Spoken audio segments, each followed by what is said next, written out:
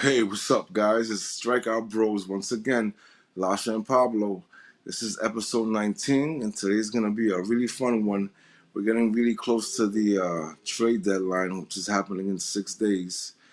And we have a lot to talk about, that's for sure. And today is my birthday. I'm a 48-year-old man now, and the Mets came through for the kid. They destroyed the Yankees 12-2. What else can I say? Not only did we do that, we swept them in that two-game series, 2 games apiece. Destroyed them at Citi Field, and we destroyed them at Yankee Stadium. Oh man, 3 games in a row for us, and we're looking sharp. Atlanta's next. What's up, Lash? How's it going? What's up, man? Happy birthday, man. That's Thanks, pretty bro. amazing, man. Or another year around the sun. That's awesome. Exactly. Can't believe we're already at the trade deadline. It's my opinion. I'll ask you this question later, but I have a question to ask you regarding the trade deadline. But anyway, let's get to it. Yeah, so today's episode, the name of the episode is called We're Going to Have to Work with What We Have.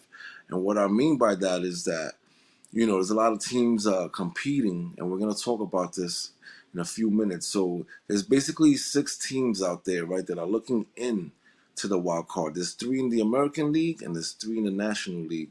And they're not only looking in, they're playing excellent baseball. So anything can happen in the next week. And if you guys are really interested in baseball and you're true baseball fans and you have a MLB network set up in your house, man, there's a lot of great action coming up in the next couple of days. Like the matchups are gonna be insane, and we're gonna be talking about that. Lash is gonna be talking about, the trade deadline and what's going on out there, and who he thinks is gonna be available, and where he thinks they gonna go, and who needs them most. This is what we're gonna be talking about today. It's gonna be really fun. And like I said, the trade deadline is right around the corner. Everybody's competing in a crowded wild card situation, and we're all wondering, you know, what these teams are gonna do to bolster their lineups and rotations. Either that or they're gonna have to work with what they have because there's not a lot to offer out there. Like a lot of the sellers, there's a little bit of sellers, a lot of people still competing, and it's exciting. It's exciting. Like I said, in both leagues, we have 3 teams looking in, playing really excellent baseball. And I'm excited, man. What's up, Lash? What do you think? What's going on with you out there with, your situation in Atlanta and the Braves? And, we have to talk about Ozzy Albies, you know what I'm saying? Another one goes down before we even start this conversation about the trade deadline. So if anybody's hungry for help, it's going to be Atlanta. I think that they're scared right now, where the Mets are closing in. Ozzy Albies is out. Acuna's out. Strider's out. They're losing a lot of great players that they need to, get far in the postseason. Right now they're hanging by a thread. That's what I think. But you know better than I do. You're the Braves fan. You're a true Orioles fan, but your secondary team is the Braves. So tell me. Yeah, man, and also they need bullpen help, man. Their back end of the bullpen is just awful. Raisel Iglesias is not a reliable closer anymore. They traded. The problem with the Braves is they don't have a deep farm system, so in order to get another starter or another outfield, another bat, you're gonna have to trade some prospects. But I don't know if they have, even second tier prospects that they can trade that they can get someone back, like an outfielder or a pitcher. They're like, what's the one thing I noticed? Every team that's in the playoffs if the season ends today, every single one of them is looking for starting pitching. It's the hot commodity right now. Starting pitching, starting pitching. The Mets are looking for it. Yankees, Atlanta, Baltimore, Cleveland, Houston, the Dodgers, even though they seem like they have everybody, but they have their problems too. But it's just amazing. And Atlanta's problem is the offense is just not producing. Losing Acuna was big, but Marcelo Zuna has been great for them. He's had a great year. He's one of the all stars for them. Albies, he was good, but he's more reliable defensively than offensively. But he got hurt. So I don't know what to do. I don't know what they're going to do, but they're going to have to. They're not going to be able to get a top tier pitching guy. They're not going to be able to get guys from like Chicago, Garrett Crochet's, or whoever, I can't think of the other guys that are free agent, or the guy from Q Ball from Detroit. All those guys, you're gonna need to trade top tier prospects, and if your Exactly. farm system is deep like the Orioles, then you have a higher advantage than everybody else. And what Baltimore's going to try to do, one thing I like about Baltimore is they're not going to try to trade for one and done guys. They're going to trade for guys that have years of controllability. So if I can get a Greg Crochet or the guy Q Ball from Ball, whatever his name is, from Detroit, he's got 2 to 3 years of controllability left. So they have him for 2 to 3 years without having to give him any money. But by then, the new ownership have already settled in. They'll have the money. If they've won a championship, they'll create more revenue. So by then, the time to re-sign him, they'll have the money to either re-sign him or let him go. So I think Baltimore and the Yankees and Houston in the American League are the top three teams that have a good amount of prospects and players that they could trade. Even like the Yankees, for example, like they could trade Gleyber Torres, who's having an awful year with the Yankees, but he might. I think he's one of those players. He just needs a new place, and change of scenery might help him because he's not a horrible player. His first year, he had a rookie year. He was like killing the ball. Everyone thought he was gonna be like Judge, and he just wasn't. He just I don't know. He lost it. And this is his contract year, and he's just pooped a bit to say the least. And so they might be willing to trade players. If you're not producing, get out of here. We'll get somebody else. If we can get a second tier, or we can get a starting pitcher for them. Yankees have pitching problems too. It's just I don't know. But as Atlanta goes, they need bullpen help. Um, there's not much you can really do with the offense. It just injuries are gonna happen. Duvall's been okay for them. He's been okay. He's not Acuna offensively, but he plays the field well. So I'm not worried about that. But yeah, so I don't know. What do you Yeah. what about the Mets? I mean, listen. At this point, I feel like we need to just drive until the wheels fall off. We're doing well. You know, everybody's looking for pitching and they're looking for, some sort of offensive, like power to join the team. But I think that the Mets are perfect where they're at. And with the addition of McNeil, changing his batting style and coming up and being productive in the last couple of games, they were saying that he was trying to slap the ball into the holes, but they re-instructed him and they told him to just hit the ball as hard as he can. And look, he's getting home runs. He's winning games for us. Today he got two doubles. Like, he almost hit it out of the park and Soto pretty much stole it from him. He just robbed him. And he's a different animal now. So it's like, the player we didn't have, the automatic out. He's getting paid so much money, so of course they kept him in the lineup. And now he's a productive, machine. So that's kind of like, getting a trade going. You know what I'm saying? It's like an internal trade. It's kind of crazy. So now all these guys are fiery. They're all competing for, playtime. And we're getting Sengai back. I believe he's pitching in the second game of the series against Atlanta. So that's kind of like, trading for some internally as well, you know what I'm saying? Because he was out for the whole season. And now we're going to get another arm to contribute. So I feel like, yeah, the bullpen's been struggling. But, after the All-Star break, we came back and the bullpen's been all right, and I'm satisfied with what's going on. The first series, it bothered me a little bit because, we played Miami and we were supposed to take 3 out of 4, to be honest with you. You know what I'm saying? That's how I feel, but it's baseball.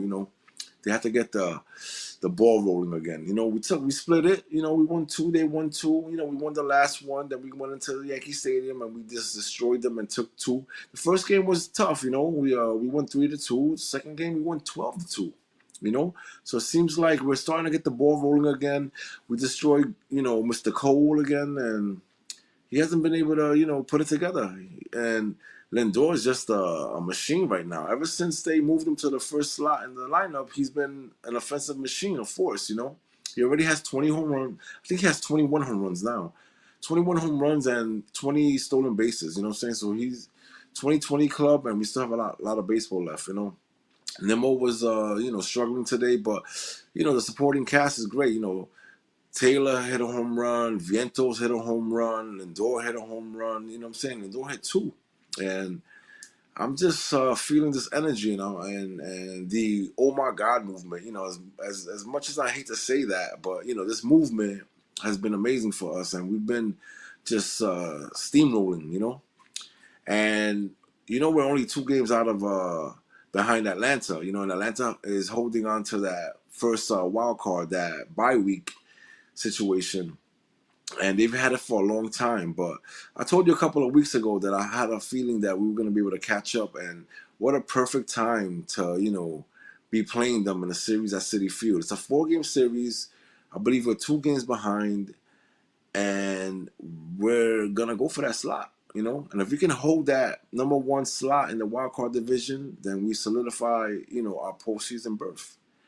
That's all I have to say on that. What do you think? I think that you should be telling me. Yeah, right now you're speechless, brother. I said a lot. Yeah, no, I think the Mets could catch Atlanta. Atlanta's free falling for some reason. Like I said, I don't know what's going on, but it's about catching teams at the right time. But I would not be surprised if Atlanta lost 3 out of 4 to the Mets because they're just struggling. They're just not producing the runs, and their pitching is not doing well. But and the Mets are just the offense is producing. It's all about clicking at the right time, and the most important time to click is when you're facing your division rivals, because that's more important than facing someone in the NL Central, because your goal is to try to catch up with and try to win the division. But it's going to be hard for the Mets because Philadelphia is so good. And the crazy thing about Philadelphia is they also have a lot of injuries, but they still have a major lead.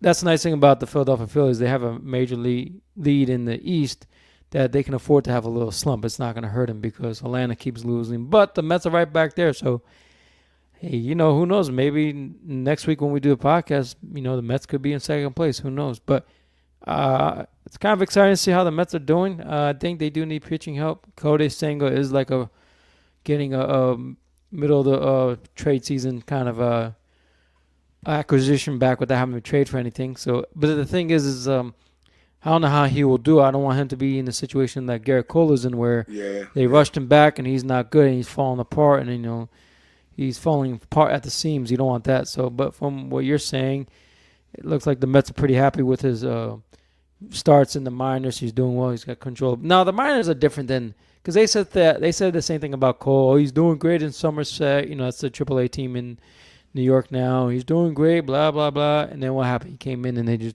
he's lost his control ability. So, and for Senga, control ability is more than anything, because he's not a fireball pitcher. He's not the type of guy who's going to throw gas at you. He can once in a while, but he's not that type of pitcher.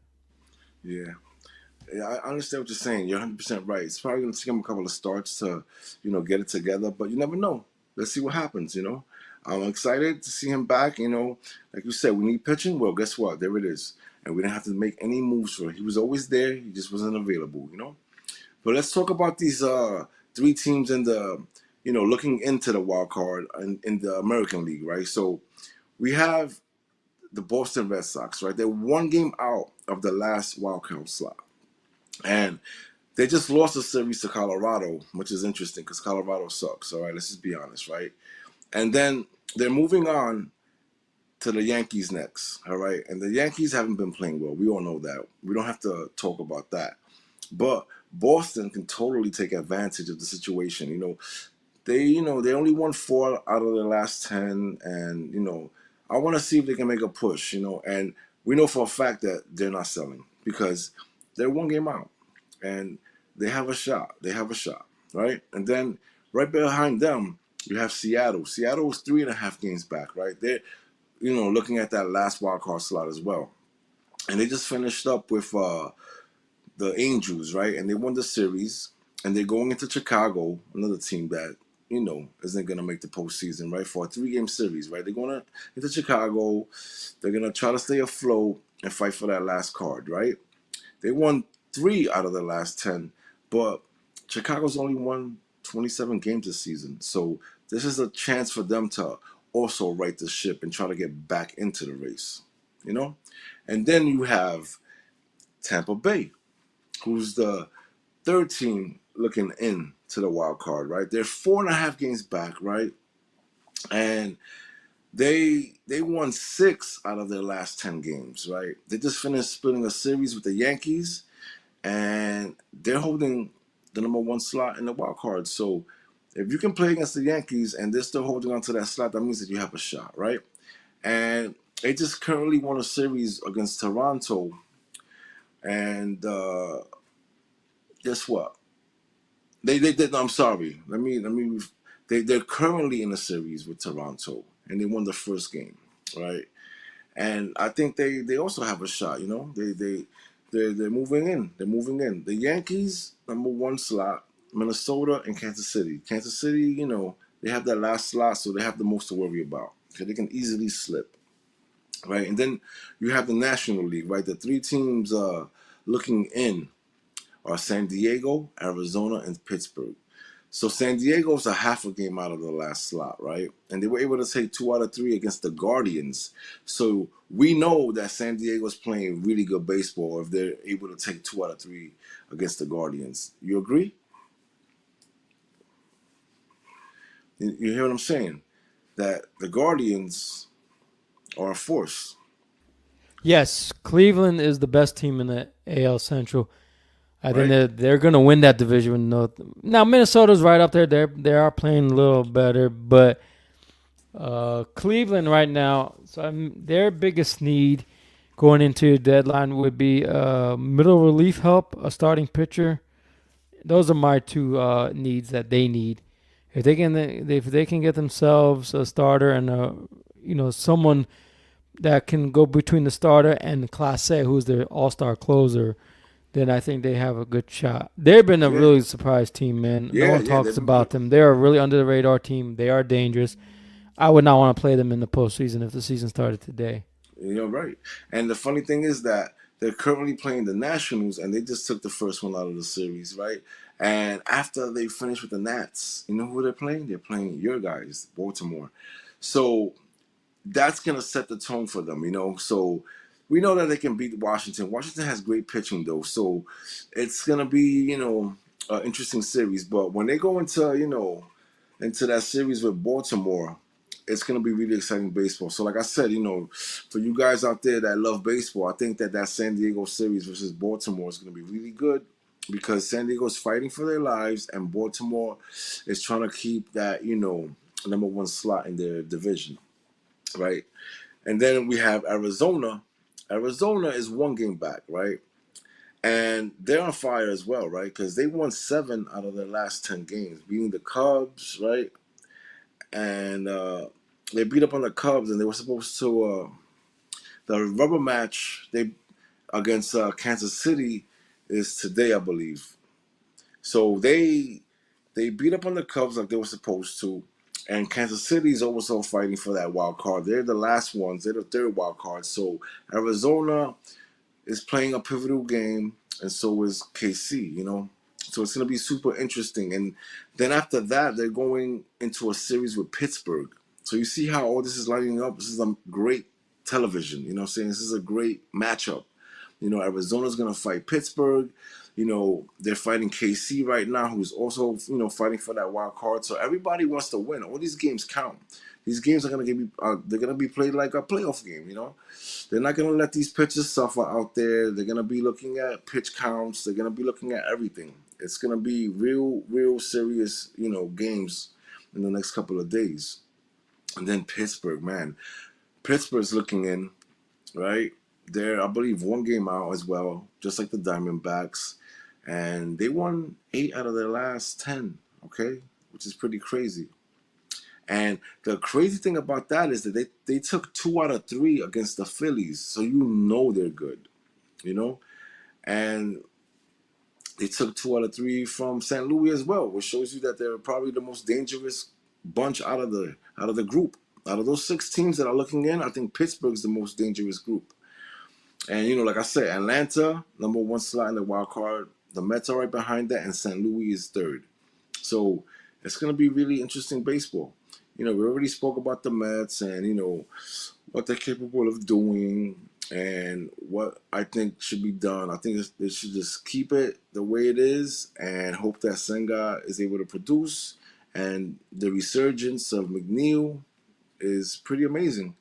And now we're gonna come to the part where Lash is gonna talk about who is moving and the rumors he's heard and where they should go and who needs them the most. Yes. So the first pitcher that is on the trade mill would be Jack Flaherty of the Detroit Tigers. He last year played for the Cardinals, and the Baltimore Orioles traded for him. And he was an awful acquisition at the trade deadline. He didn't do squat. So Baltimore's like, all right, go home, go somewhere else. And he's having an okay year in Detroit this year, but he's trade bait. So it'll be interesting to see how he does. I don't know what they can get, but if he has the type of year that he had before he went to Baltimore, and the type of year he's having now with the Detroit Tigers, then he's going to be a great under-the-radar acquisition at the trade deadline. If he has a year like he did last year when he came to Baltimore, where he finished with a 6.75 ERA, it's just going to be awful, and he's just going to be run out of Detroit as well. The next guy, who's a very hot commodity, would be Luis Robert Jr. of the Chicago White Sox. You know, he's on a team that's only definitely rebuilding. He's a great outfielder. He would be great with a lot of teams. I heard rumors that like maybe Baltimore would trade this star prospect for him. Luis Roberts would have years of controllability. And then also Baltimore's thinking about trading their current center fielder, Cedric Mullins. So if you get rid of Mullins, you get Roberts. There you go. That would be great. You have a replacement for Mullins, but they also have prospects they can call back. So Luis Roberts, he did miss about 53 games due to a flex strain. So far he has 36 home runs and 40 stolen bases this year, which is he's doing pretty well this year. The dream place would be the Philadelphia Phillies. Would be great. They need offensive help with Kyle Schwarber and Trey Turner and Bryce Harper. They all come on the IL at some points, so who knows if they'll come back. But in a friendly hitter ballpark like Citizens Bank Park, Philadelphia would be a great place for Luis Roberts Jr. Next guy on the list is a closing pitcher. His name is Tanner Scott of the Miami Marlins. He originally was about the Baltimore Orioles, but they let him go because he has the stuff. He had no controllability. He went to Miami and made a new name for himself, and now he's a hot commodity for trade bait as a closer. There are a lot of teams that would love to have him. I think he only has about 18 saves on a team that's only has, 30-plus wins, not even. So it'd be hard. That's pretty good. Yeah. The ideal places would be Kansas City. They're in playoff contention right now. They're right now a wildcard team. Kansas City would be the best fit. The Phillies would also be a good landing spot. I don't know what it is about Philadelphia. They always have bullpen issues. The year they lost or whatever it is, under George Girardi, they had a great season and the bullpen would always collapse. Every time their closer came in, you knew the wheels were going to fall off. So they always need bullpen help. Baltimore might be interested in bringing him back, but if Baltimore to bring him back, because I think they have years of controllability with Tanner Scott. That's the only way they would bring him back. And then he could be your setup man. Next year, you could have Tanner Scott, Junior Cano, and Felix Bautista as your 1, 2, 3, 7, 8, 9 punch for the Orioles. But I don't know. I think they would have to give up some decent prospects. He's been pretty good, so I don't see him going there. They have Kimbrel. He's been okay lately, but I'd rather have Scott, but who knows. The next big guy that's on the trade bait was also Miami, because they're also selling everybody off, would be Jazz Chisholm Jr. I love this guy. He's fast. He plays with emotion. He wears his heart. He wears his emotion on his sleeve. He's a really good player. He's fast. He can hit the home run. He plays good off field in that ballpark. I think the dream destination would be Yankee Stadium. They definitely need more offense. You know what the problem with the Yankees is? Not the offense. They just don't produce. They don't steal. They don't put pressure on teams. They don't produce runs besides home runs.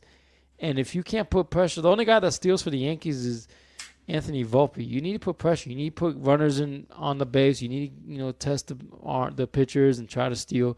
You get Jazz Chisholm in New York, man, that's gonna be a lot of pressure for defense. And then behind Judge or before Judge, forget about it. Because now you got to worry about, do I pitch to Judge? Do I let him walk? This and that. Mm-hmm. So it makes it harder. So he'd be a great place. Yankees would be a great place for him. And that would be the second outfielder that the Yankees have from Miami. The other one was Stanton. He's so far, when he's not hurt, he's had a good year this year. So him and Chisholm will be reunited in New York. So that'd be interesting. And then, I know this is a long list. Bear with me. Greg Crochet of the Chicago White Sox. He is a player that is a pitcher that is under controllability for 2 to 3 years. So there's a lot of teams that would love to have him. Some places I always recommend would be the Dodgers. They always need bullpen help. I mean, they always need starting help. That would be great for them.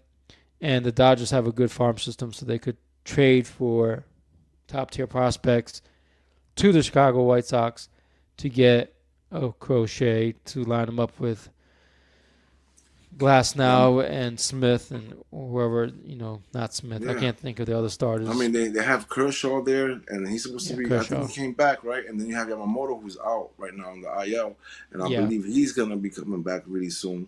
So if they bring this guy in, then, they're going to be all right. They have to stay afloat as well because, there's a lot of great teams out there, and they're not building the teams the same way that the Dodgers did. So there's competition out there. The Dodgers have to worry, There's a lot of competition out there, and these are young ball clubs that are really hungry. So good luck to the Dodgers. Like I said, I never really liked the Dodgers, and I don't like the way they put their team together. But, hey, listen, money talks, right? But continue, sir. Continue, sir. We're talking about these rumors and, these guys that, are going to be these teams are going to be asking for a lot of prospects, and it's going to be serious. You have to be, farm heavy to be able to even compete and get any one of these guys, being that there's not so many of them out there to grab. The next guy is from the Oakland A's, outfielder Brent Rooker. He's been really productive for them. He's probably their best offensive player this year. And also their closer, Mason Miller, who's also a hot commodity from the A's. But he's been doing great for them this year. He's hit 22 home runs and at home, and he's hit 30 on the road. So that's good. He's productive on the road, which is what you want, especially if you're a team that's in the playoffs. You want a guy that can produce for you under pressure situations like playing in away stadiums during the postseason. Ideal location would be the Phillies. I feel like the Phillies are on everybody, but with all the injuries they have, Schwarber, Harper, and all the Trey Turner, all these guys, they're just looking for depth, and he'd make a good depth piece. I agree. Yeah. It's because, the Phillies, it's one of those ball clubs that, they started off really hot, and they have an amazing lineup, and the problem with those guys is that they're getting older. Okay, so I'm pretty sure if we look it up right now, the Phillies are like one of the older ball clubs in the league.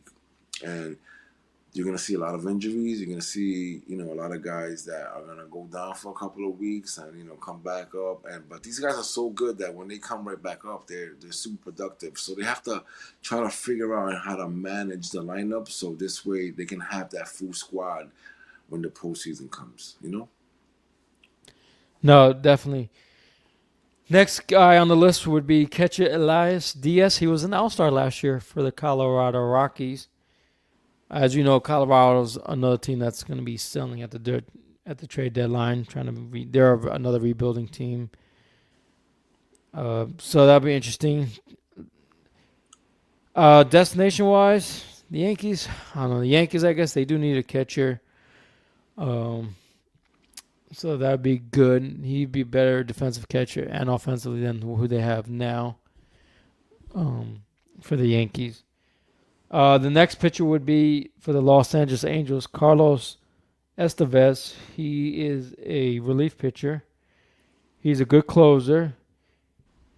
He so far this year he's produced about 400 plus points in fantasy. If that means Uh, anything, to me that doesn't mean anything. But anyway, he's got a hot streak right now with 17 consecutive scoreless appearances, resulting in 12 saves. For a that's team pretty that's amazing. rebuilding, that's Hmm. pretty good. Oh And yeah, if you're a team that's just a closer away like Baltimore, like Atlanta, like the Mets, in my opinion, but that's just my opinion, they do need a closer. He would not be a bad addition, and I don't think you'd have to give up much to get him. So that'd be a good situation. Some other teams I wrote down as far as just American League team goes. So for your leaders, Baltimore, Cleveland, Houston. Baltimore, they need starting pitching and a closer. Cleveland, they need middle relief pitching and a starter. Houston needs a starting pitching and a first baseman. You know, they let go of I forgot the guy's name is, but they let go of their first baseman. He used to be on the Cubs. I'm on the White Sox. They let him go, but they need a first baseman. So it'll be interesting who they can go after. For the wild card teams in the AL, the Yankees, they need offensive help. A guy I was thinking about they could get for the infield would be Luis Renfijo from the Los Angeles Angels. He'd be a great addition. Get rid of Torres, and you need that help. You know, LeMahieu's not producing for much. The whole infield and then Rizzo's been out. The whole infield for the Yankees is just underproduced. They play all right defensively, but they just don't produce runs. Twins wise, Minnesota, they're a wild card team. They're the second wild card team. They need outfield help. The guy I was thinking of would be um, Taylor Ward, and also starting pitchers who they need. Kansas City's the third wild card team. They need offensive bat. I was thinking about someone like Brent Rooker from the Oakland Athletics. That'd be a good addition. And then I'm just gonna put the two teams there fighting for the last spot. I'm just gonna go with Boston and Seattle. I think Tampa Bay, Detroit, and Texas, they're all gonna be sellers. Tampa Bay's at 500. It's just gonna be hard for them. They have players that they can get rid of. They have a really good farm system. They know they like analytics. So they're the one thing I like about Tampa Bay is there's a team that they know how to work numbers really well. They can take any player and make them look really good, and that's yes, what's made them so good. Now they haven't won a World Series, but they've they've been like that always forever. competitive, Yeah, and they don't have to forever. give up. Yeah, they don't have to give up much to get them. As far as Boston goes, one guy they are thinking about getting back, and someone that wants to come back, he was on the Red Sox last year. His name is Justin Turner. Mm. He wanted to come back, but they couldn't, so he's in Toronto now. But since Toronto's on the verge of selling, which is interesting because Toronto, if I'm Toronto, I would sell everybody and try to build up the farm system. Get rid of Vladimir Guerrero. Get rid of all these other guys. Mm. I know, but we spoke about that a couple of podcasts ago, and we talked about how they're forcing the fans to pay up early for those season tickets, and I don't think that they're gonna get rid of Vladimir or Bichette because if they do that, they're gonna be hurting the fan base and they're gonna be really unhappy. But I agree, they should be sellers and they should get rid of both of those guys and start fresh because they had an amazing squad, and for some reason it just didn't work out. So you know what? Let's just start fresh, and that's the move right now. Let's start fresh. But so far, no word on that either. So we'll see what happens. We'll see what happens with that. I don't know. And then we're gonna come down to the hit of the week now. And the hit of the week was Houston's Jordan Alvarez, right? He hit for the cycle, bro, which is pretty crazy. It's pretty amazing. You know how hard it is to do that. And even though he hit for that cycle, they still lost 6-4 to Seattle. You know, it's pretty crazy. You know, both of these teams are, fighting as well. We'll see what they end up doing. I know Houston's not selling because Houston just, came out of nowhere and they started playing well again. And then, of course, the pitcher of the week once again on this podcast is Mr. Paul Skeens. He went 9 innings, 8.1 innings to be exact, right? Striking out 8, giving up only 4 hits, 2 earned runs, losing 2-1 to St. Louis. Another team that's fighting for that wild card slot. And that series was pretty amazing too because they're both fighting for the same thing. You know? What do you think, Lash? No, that is pretty amazing. Jordan Alvarez, he's been their best player offensively for the Houston Astros. Altuve is slowly coming around, and it's Paul Skeens is like easy to pick. It's just like every week I feel like we're picking him, but he makes it so easy because he's just so dominant and he's just Yes. excellent in all his starts. It's like, it's just how could you not pick him? Everyone thinks we Yeah. probably, oh, you just pick him because he's your favorite. No, we No. play him because No. he's just dominant. Dominant.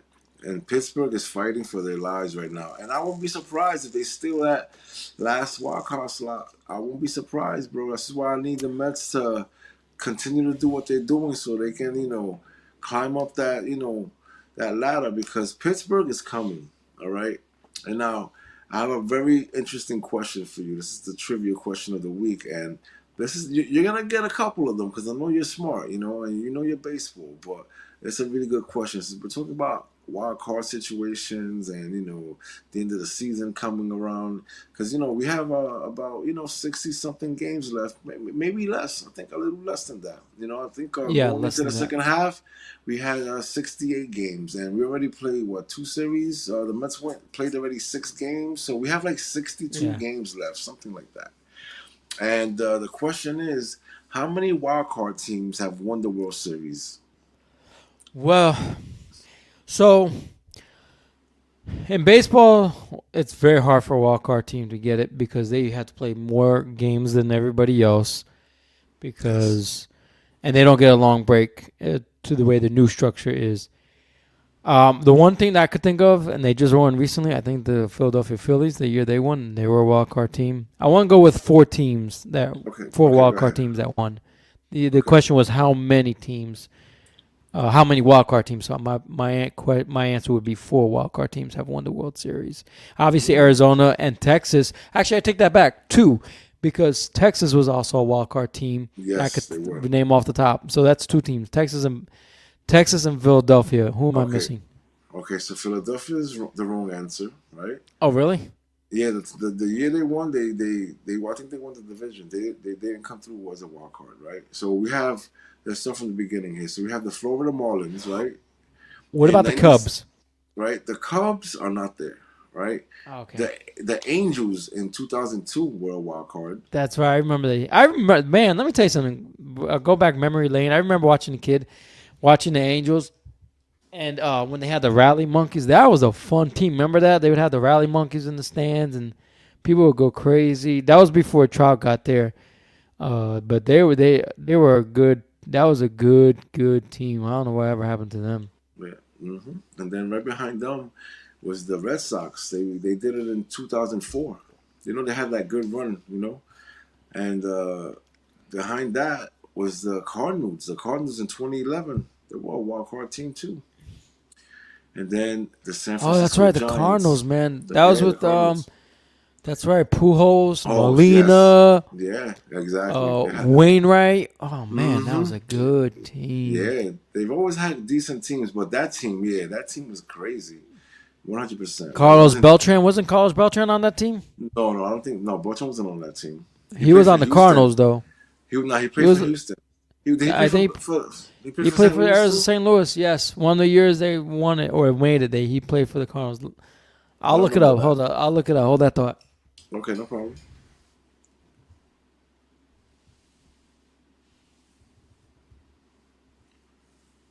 So yeah, a lot of good teams, man. You know that the wild card isn't a joke. It's not like we just made it to the wild card and now we're gonna get destroyed. Nah, this is proof that the wild card is a serious situation. If you make the postseason through a wild card, you actually have a shot at winning the whole thing. Which is pretty crazy. We see how the Phillies did it. The Phillies, the last 2 years they came in as a wild card and they went pretty far. So first year they made it to the World Series, and the second year they made it to the NLCS. So, and look at all these teams that we're mentioning now. It's pretty crazy. You know, Florida Marlins. I remember that team. That team was great.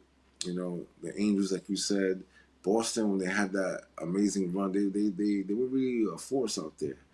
And then St. Louis, that team, Molina and Wainwright and Pujols, they definitely had a squad. Yeah, he was on St. Louis. I think that was the year. He definitely was on St. Louis. On his bio, it says one of the teams that he played for. It doesn't say what year, but he played for the Okay, Cardinals. got you. Okay.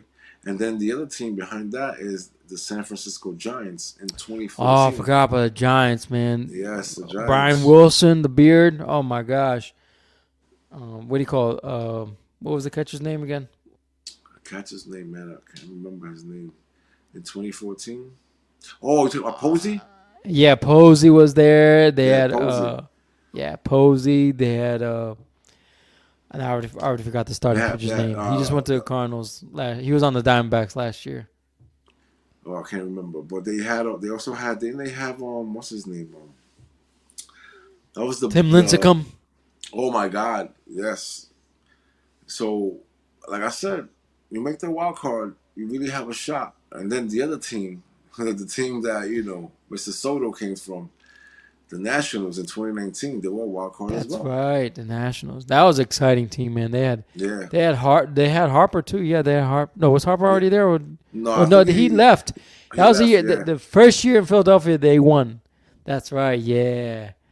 Yes. Yeah. Yep. So, That was an exciting team. They had that guy. His name was Doolittle. He was their closer. He was really good. yes, I remember that. But they had Strasburg. That's right. They had Strasburg Yes, as one of their Steven Strasburg. starters. Yes. They had and they still had Anthony Randone. He the guy that's in L.A. now. He And was was their third Scherzer still baseman, I there? think. Was Scherzer was still there? Yeah, he won. I think he won with them. Yeah, I think he won. Yeah, I think he won with the Nationals. Yeah, He it did, sounds right. Yeah, it sounds right. That sounds about right, yeah. So, yeah, they had a squad. That was what, too. 2019? 2019, yes. I forgot about them. So yeah, it's hard. Don't get me wrong. If you're a wild card team, you have an uphill climb. There's pros and cons to being a wild card team. The pro is you don't have much break, so you continue to have momentum going Yes. into the season. You know what I mean? And it's a difference maker. It is. Because, Yeah. it's a difference maker.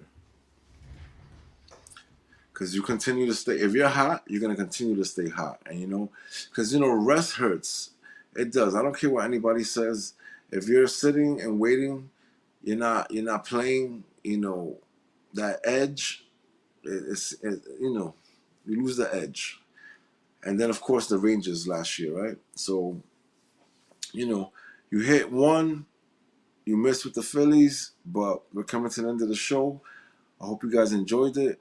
And we'll see you next week when we actually have the results of what happened on this trade deadline and who was willing to deplete their farm system to get one of those guys Lasha mentioned tonight, because that's what's going to happen.